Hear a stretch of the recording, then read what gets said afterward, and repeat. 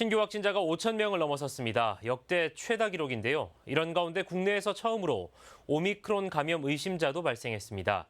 취재기자 연결해 자세한 내용 살펴보겠습니다. 엄종규 기자. 네, 보도국입니다. 네, 정부의 예상대로 확진자가 폭증했습니다. 역대 최다 기록이죠? 네, 일일 확진자 규모로 최다 규모입니다. 오늘 0시 기준으로 신규 확진자는 모두 5,123명입니다. 어제보다 확진자가 2,000명 넘게 증가했고 그간 최고 기록이었던 4,115명보다 1,000명 이상 폭증한 수치입니다. 수도권 지역은 그야말로 비상입니다. 서울에서만 확진자가 2,000명을 넘어섰습니다. 경기 지역까지 합하면 확진자가 3,788명입니다. 확진자 증가와 함께 위중증 환자도 늘어났습니다. 어제 661명이었던 위중증 환자가 오늘은 723명으로 증가해 역대 최다를 기록했습니다. 수도권을 중심으로 병상 가동률이 상승하고 있는 상황인데 정부는 모든 행정력을 총동원해 이달 중순까지 1,300개 이상의 병상을 추가 확보토록 하겠다고 밝혔습니다. 한편 국내에서 처음으로 오미크론 감염 의심 사례가 발생했습니다. 나이지리아를 방문한 부부가 코로나19 확진 판정을 받았고 오미크론 감염이 의심돼 관련 검사가 진행 중인데요. 최종 검사 결과는 오늘 오후 9시 이후 나올 것으로 예상됩니다.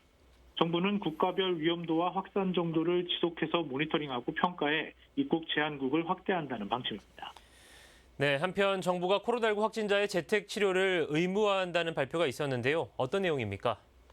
네, 기존에는 코로나19에 확진되면 의료진 판단을 거쳐 재택 치료를 받았지만 앞으로는 특정한 사유가 없으면 재택 치료가 우선적으로 적용됩니다.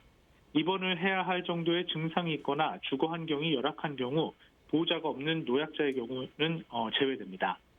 확진자는 확진 후 열흘간 재택 치료를 받게 되는데요. 이 기간 동안 동거 가족도 함께 격리됩니다. 다만 동거 가족 중 백신 미접종자는 격리 기간이 열흘 더 추가됩니다. 백신 접종자는 열흘, 미접종자는 20일 자가 격리를 해야 한다는 이야기입니다. 격리 기간 동안 동거인도 학교 등교나 회사 출근을 할 수 없습니다. 병원 진료나 폐기물 배출 등을 위해 잠시 외출하는 것은 허용됩니다.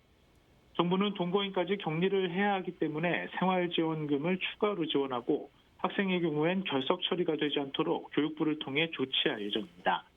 현재 전국에서 9,700명 정도가 재택 치료를 받고 있는 것으로 나타났습니다. 지금까지 보도국에서 전해드렸습니다. 네, 엄종규 기자 잘 들었습니다. 지금까지 코로나19 소식 살펴봤습니다.